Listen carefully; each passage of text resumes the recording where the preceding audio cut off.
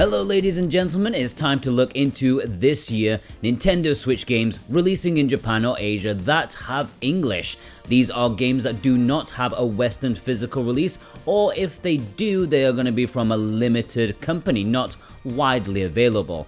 All of the games in this video, unless stated, have English, and even then they're included because we think they're fine to import. As always, it is possible and likely that some of these will eventually get a Western physical release, but you can never know for sure. Let's get on with it. Front Mission 2 Remake is releasing in Japan in like a week or so. It's a remake obviously of a game that was previously never translated into English, at least officially. A Super Nintendo strategy game from Square Enix, and it seems reviews are fairly positive about it. You may remember that Forever Limited took orders for this on their website in Europe, but it doesn't appear to be getting a wide retail release. At least they've not mentioned it, so this Japanese release might be a decent way to go. It has English, of course, and our executive producer Vei, my man in Japan, has chosen this as his pick of the imports. Gunvolt Records Cychronicle is also releasing in like a week, so this is going to be one for fans of rhythm games. It may have the Gunvolt name, but it ain't an action platformer. No, they've taken the awesome music from the series and turned it into Hatsune Miku of sorts. I am a little bit worried about the amount of songs this has. Maybe the description isn't communicated properly, but it seems to indicate only 15 songs, which is insanely low, but we'll have to see. There is a standard and collector's edition. LUNARiA Virtualized Moonchild is releasing on February 22nd. This is the first of many incoming visual novel imports with English. This is a shortish kinetic visual novel from Key, about 8 hours or so in length, but it is rated rather positively by the visual novel community. The story involves a VR game and some female mascot reject, quite interesting, and this is the first time it will be released in English. There is a standard and collector's edition. Irem Collection Volume 1 is releasing February 22nd. It's a triple pack of shooters from Irem, but you do get different versions of each game, so yeah, it's more than 3, just. Strictly Limited Games did this in Europe, but the Japanese version is very affordable and more widely available, and you know what, the games, they're really good. There is a standard edition as well as a collector's edition which comes with a soundtrack CD, baby. Yohane the Parhelion NUMAZU in the Mirage is also releasing February 22nd, busy time for Japan. This is an RPG in the Love-Live franchise, or is it Love Live? I don't even know that. Once again starring Yohane. We got a Metroidvania late last year. This year we have a deck building roguelike RPG, which usually I can't stand, but this is bright and colourful. It's not grim dark like all the others, and I'm quite fascinated by it. It looks really nice. There is a standard edition as well as a premium edition, which also comes with a soundtrack CD. And if you want to pre-order this or any of the games in this video, then please consider checking out the links in the description. If you purchase from there, then you help support me at the same time, very much so, and I greatly appreciate it. Plus, we can support you too. If you click our link, you can get 5% off with our discount code Jordan24. That's Jordan24, and thank you for your support. Goblin Slayer, another adventurer Nightmare Feast, is one of the most interesting imports coming this year, at least in my opinion. This is a strategy RPG, a classic Final Fantasy Tactics jobbo with the manga / anime characters within. Don't know anything else about it aside from it looks super awesome, and tactical RPG fans are going to want to keep this in their eyesight. It's releasing February 29th, and there's a standard and collector's edition going to be available. And our executive producers Parsnip Coffee and Issa have chosen this as their pick of the imports. Of the Red, the Light, and the Ayakashi Tsuzuri is a well-regarded visual novel. Although its origins date back to 2011, this will be the first time it's released in English. It's a mystery visual novel with a dose of Japanese mythology and zero romance in sight. It's just a straight VN, which I actually appreciate. Maybe that's heathenistic to say, but I generally don't care about like the romance subplots or anything. Just give me something epic, tense, and well written, and hopefully this is. Lisa Definitive Edition is a fascinating side-scrolling RPG, very well regarded with amazing reviews, a story with a lot of dark humor in it. The visuals are weirdly beige, but then they get all weird and grotesque and gory. You hire party members to help you out. You can even sacrifice them in the name of profit, which sounds good. There's a standard and collector's edition available, although it is worth noting that this is being published by Serenity Forge, and they are partial to a random later release in North America sometime, so, maybe stay tuned for that. And our executive producer Jennifer M has chosen this as her pick of the imports. Macross Shooting Insight is a shmup, both vertical and horizontal, being adventurous, and features multiple Macross series. In one, you get Macross Plus, 0, 7, Frontier, and Delta, which will mean something to someone.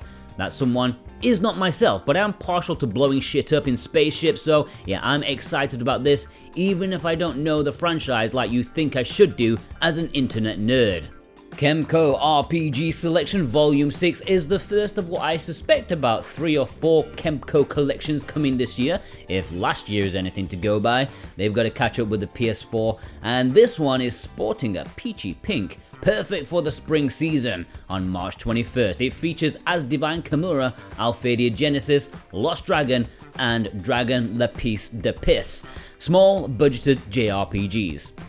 Amairo Chocolate, I don't know why I keep saying that every time I see it, is another visual novel releasing physically March 28th. This is about cat and dog girl, so now you can truly fight over which is better by dating your desired animal girl of your choice. At least that's what I assume. This is an all ages version of a game that did have a naughty release in English on PC a few years back, but let's be honest, does anyone really need to see that? Like really? Radirgy 2 is releasing in Japan on March 28th. It's unlikely this game has English, but as a shmup I don't feel it's entirely necessary, even though if there is one shooter that may be better with English, it's probably going to be from these guys, because these are often more than just a shooter on the surface, very quirky, interesting, and one I will be picking up if given the chance.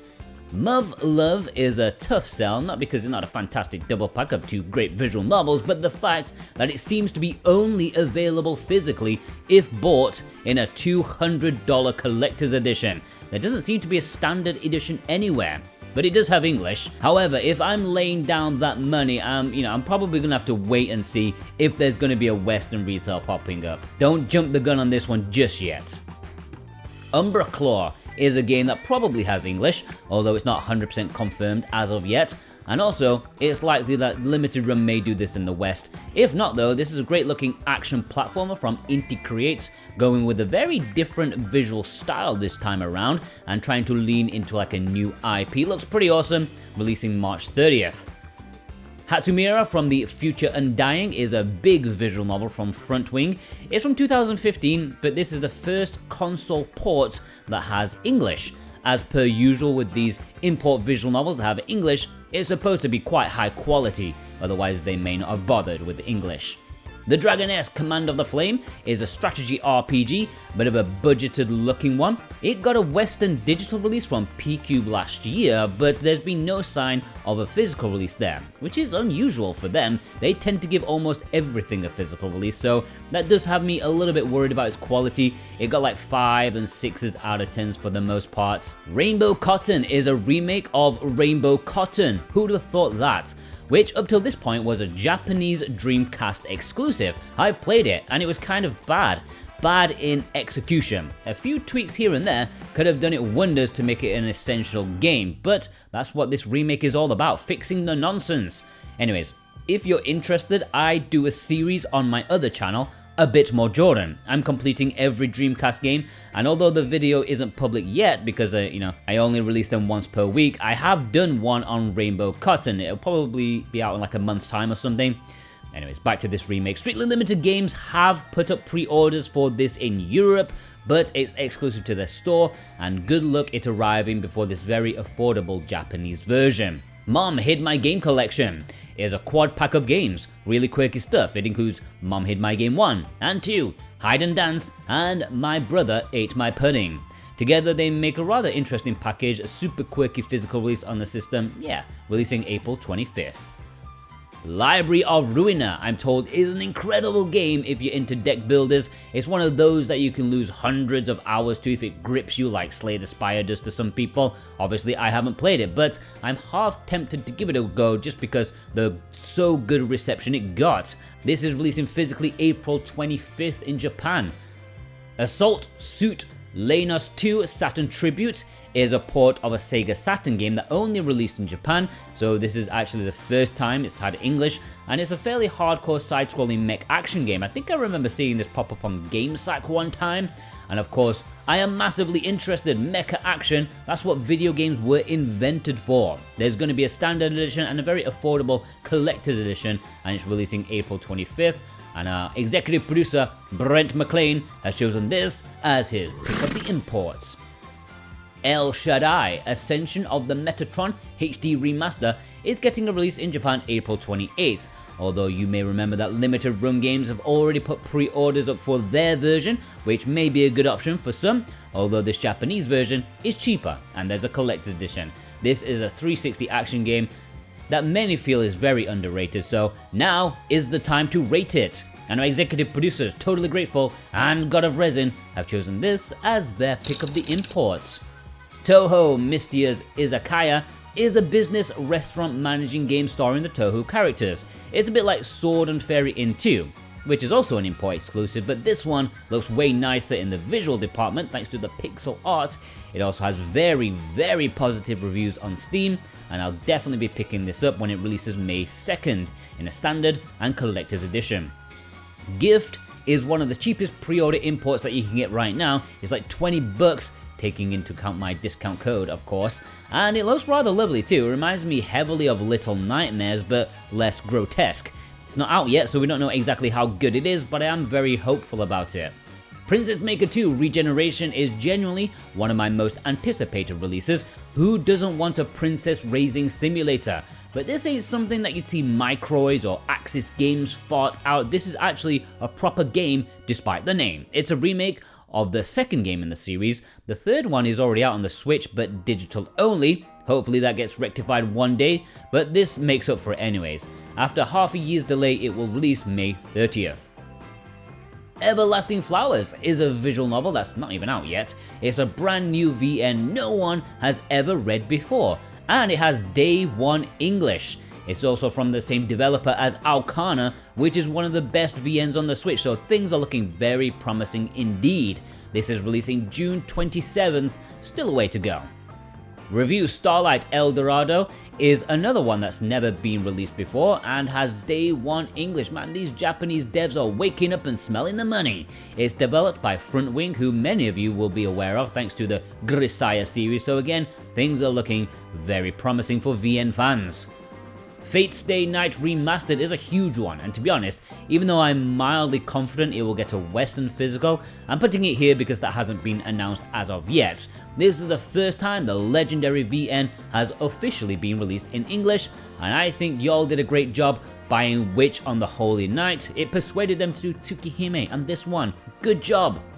Livestream 2 Escape from Togazuka Happy Place is one for the truly cultured folk out there. It's a horror fan service sequel with extra murder and extra crotch shots. That's all you need. I don't think this game is considered great, but it appeals to certain people, that's for sure. I'd play it.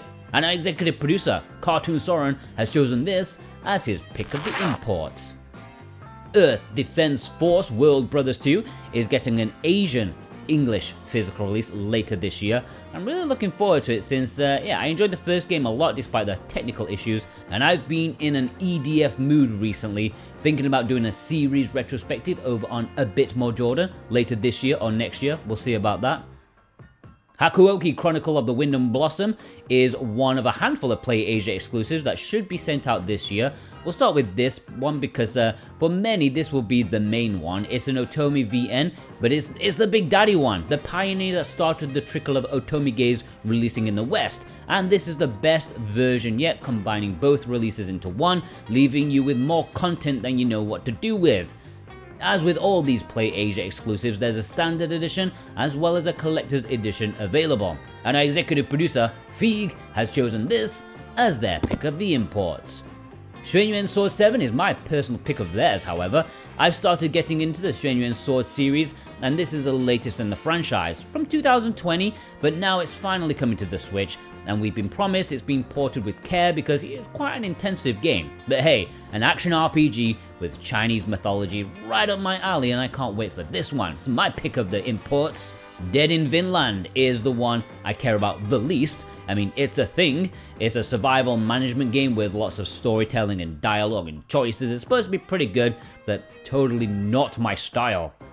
Kwaidan Azuma Manor Story is a little bit more my style though, a janky PS2 style horror game, yes please, give me these all day long and I'll be happy. It's not actually a PS2 game of course, but it could definitely fit in with the likes of Onimusha, something like that. The controls take a bit of getting used to, but it's something quite unique and I can't wait for mine to arrive. Saint Maker is a visual novel double pack featuring the main event, Saint Maker, which is a horror themed VN, as well as Perfect Goal, which is a Yuri VN, which is more of the bonus game. Both look really good, and they're made by the same team as The Letter and Love Esquire, both of which I really liked. And there we have it, all the upcoming Nintendo Switch imports that you may want to consider. Which ones are you looking to pick up? It's only February, but there's lots to look forward to, and I'm excited to find out what else is going to be announced for this year. Hopefully some tasty RPGs. Remember, if you want to pick any of them up, please click the links below. That massively helps support this channel more than you can possibly know. Have a good day guys, take care.